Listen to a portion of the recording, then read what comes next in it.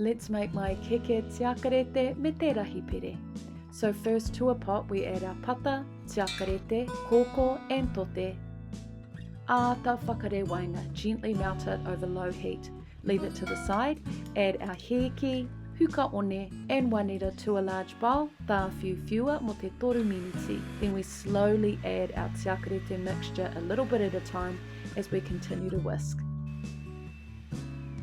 Then we sift in our dry ingredients, fold that through, and then we are done with our mixture. So we add half of it into our prepared tin, spread it out, add our tiakarete and our rahi pere, get the remaining mixture on top, and then spread that out as well, really smooth, well smoothish, then add our rahi pere tio and tiakarete that is left over.